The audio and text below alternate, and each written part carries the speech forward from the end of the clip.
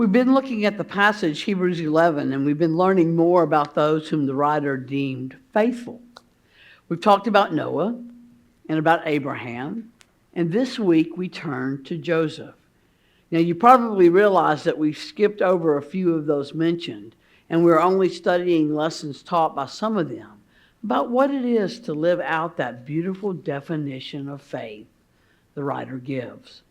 Now, faith is the assurance of things hoped for, the conviction of things not seen. Faith, as we've talked about, gives God's people hope and keeps them focused on the future and the promises God gives regarding life and life after this life. So let's start this morning with a little lineage to get us to this young man called Joseph. Last week, Abraham, remember, was tested regarding his willingness to offer his son Isaac as a sacrifice to God. Isaac was spared, and he grew to be a man and married Rebekah, and they had two sons, Esau and Jacob. The two brothers are a study in sibling rivalry. Esau was favored by his father and Jacob by his mother. And Jacob, with his mother Rebekah's help, ends up tricking his brother out of his birthright. And so it is through him that the descendants of Abraham continue to be traced. You can read in Genesis all the family drama regarding Jacob and Esau if you want to learn more. And I promise you it's as good as a soap opera. But Jacob, he grows up and eventually he falls in love with a woman named Rachel. But the trickster ends up being tricked.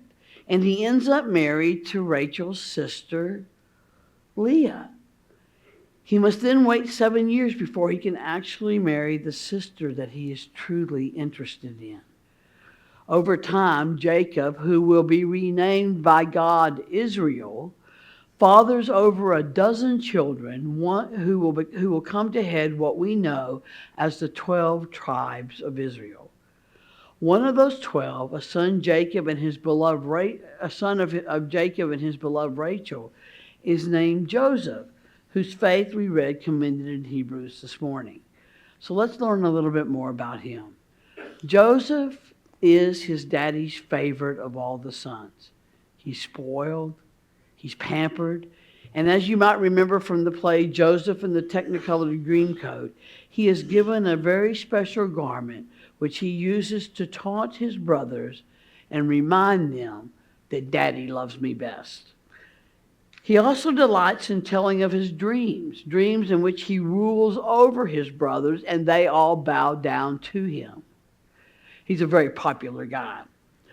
One day the brothers are in the field working, and Jacob, Israel, sends out the dreamer Joseph to check on things. Now Joseph is a bit of a tattletale, and he lacks filters, so his brothers see him coming and are not one bit happy. They are overwhelmed with jealousy, and they plot to kill him. Now, one of the brothers, Reuben, the eldest, convinces the others it's better to just throw him into a pit, and Reuben has plans to come back later and save him from their evil plan. We have no idea how long Joseph waits in the bottom of that dry well for his brothers to pull him out. As Jacob's child, he's been raised in the faith, and so he knows God's promise to Abraham.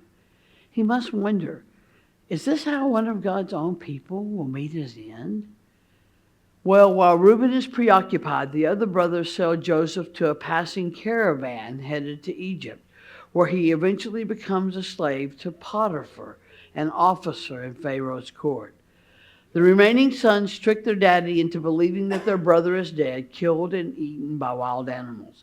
They show him the bloody, torn coat as proof, and Jacob, Israel, weeps and mourns the loss of his favorite son. In Egypt, Joseph must have waited. When would his dad find out what his brothers had done and come to rescue him? How long would he be homeless, without family, without help? He was one of God's beloved, wasn't he? Fortunately, Joseph was a young, good-looking man, smart, who took good care of his Egyptian boss's possessions. And so he was eventually promoted and enjoyed a rather good life, albeit away from his family and his heritage. But then the boss's wife took a shine to him, And when he refused to do the things she had in mind, she falsely accused him of trying to have his way with her. He ended up in prison, but there a kind jailer looked after him. But Joseph waited again. He was innocent of this crime. Where was God? Had God proven unfaithful? Surely God would keep the promise to make Abraham's progeny as great as the stars of the sky. Well, while Joseph is in jail, the king's cupbearer and baker get on Pharaoh's wrong side, and they end up imprisoned with Joseph. When they have dreams, Joseph realizes a new gift he's been given, and he gives them the right interpretation of their dreams, telling them correctly what was going to happen in their lives. The baker will be killed, the cupbearer will be restored to his office, and that happened. Now, how long do you think Joseph waited for the cupbearer to tell others of this marvelous gift he had? Surely they would help get him out of this place he had no business being in. 2 years later, when the Pharaoh has a dream, the cupbearer finally remembers the young Hebrew man wasting away in the jail, the one who was able to discern the meaning of his dreams, and he suggests the king call on him. And Pharaoh does. And Joseph tells Pharaoh the meaning of his dreams. God is warning him that there will be 7 years of feast in the land, followed by 7 years of severe famine. He suggests that the king appoint someone to start setting up reserves so that Egypt can withstand the bad years that are surely coming. The king decides that Joseph is the man for the job. Joseph, it seems, has gifts for this work, and he does exceedingly well. When famine hits, Egypt has resources to care for its own people, and eventually people from other lands begin coming to seek help, relief, hoping to buy food for their countries and their citizens. Back to Jacob, Israel, Joseph's father. He and his household are still in Hebron, in the land of Canaan, and they too are suffering from this famine. So Joseph sends 10 of his sons to Egypt in the hopes of obtaining food. Now, Jacob has already lost his beloved Joseph, right? And so he won't risk the life of Benjamin, his other son with his much beloved Rachel. He won't allow him to go on this dangerous journey. But the 10 other brothers, the very brothers who sold Joseph into slavery, end up standing before him, making their case for the help they need.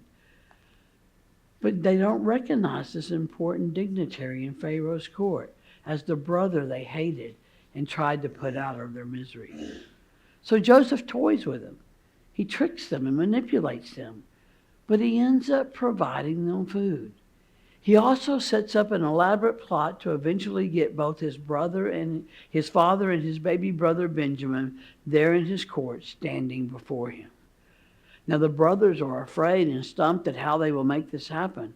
They are afraid that if they return home without Benjamin, their daddy will die from grief right there on the spot. Finally in the story, now this story covers probably 30 chapters. Finally in the story, Joseph breaks. He weeps. He weeps that his own flesh and blood threw him into a pit without water and eventually sold him to foreigners who might do who knew what to him. He weeps about the time he lost with his parents, the time he lost with his siblings, years he was alone, years he was friendless. He probably wept over the many years he spent in an Egyptian jail. Some scholars tell us it may have been as much as 12 years that he spent as an innocent behind bars.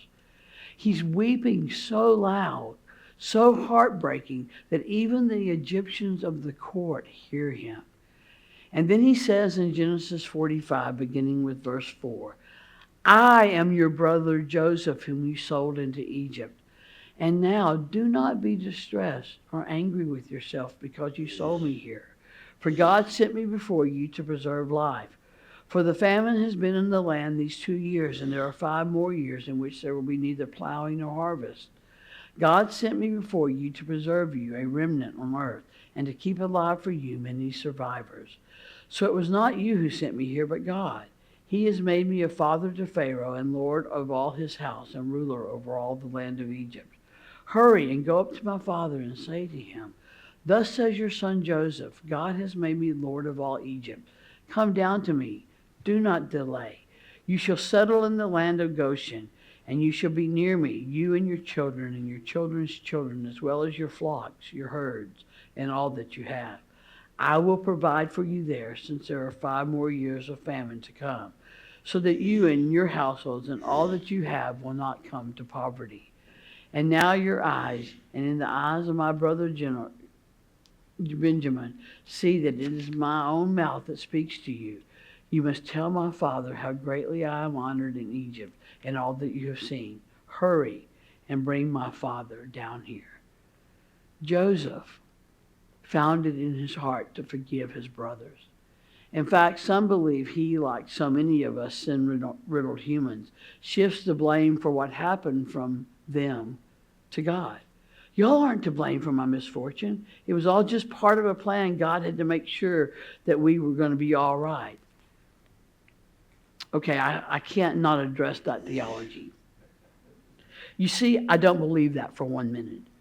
Does a loving God really cause bad things to happen? Does a bratty kid really deserve to be thrown down a well or spend years in prison having been falsely accused? No. I don't believe that God planned for a young man to be abandoned by his family to live as a slave in a foreign land. Nor does God intend a young father in our day to die leaving behind a grieving widow, 2 young children, and a tear-filled family. Is that really part of God's plan? Is that really how a good and grace-filled God operates? Or do bad things just happen?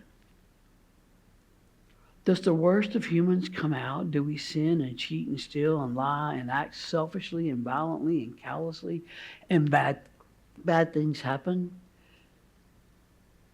And then God makes things work together for good in spite of the bad. That I believe. God makes things work together for good in spite of the bad. As Terence C. Fretheim puts it, their actions have been drawn into God's larger purposes for goodness, and these have come to prevail. God weaves threads of goodness and mercy among the various strands of evil in their lives, working toward the best possible end. In other words, God takes the terrible things, the awful, terrible things that happen in the world, and keeps working with them, through them, around them, to make the world good and very good. That's how God works. As the story continues, Jacob, Israel, dies, and Joseph gets permission from Pharaoh to bury him in Canaan with God's other chosen ones. And now with their father gone, the brothers are very fearful that Joseph will seek revenge on them. But in chapter 50, he again assures them that he is not God. He's not even Pharaoh. Judgment is not his to mete out. Despite all the harm they've done, God has been working toward their good, bringing family, the children of God, together as a unified whole. He shares the promise that God will comfort them even in Egypt and will bring them home to the land of Canaan. And when that happens, he asks them that they return his bones to their homeland, the promised land, as well. He trusts that God will keep that promise made to Abraham and generations to come. As the Hebrew writer reminds us, Joseph lived and Joseph died in the faith. He never forgot that God was with him. He never stopped waiting on the Lord for the promises to hold, the hopes to find grounding and strength. He never quit looking toward the future. For that's what faith does. It's the assurance of things hoped for, the conviction of things not seen. We come from a long line of faithful ones. Will we continue to walk in their footsteps? Will we continue to live and die as people of faith? Thanks be to God. Amen.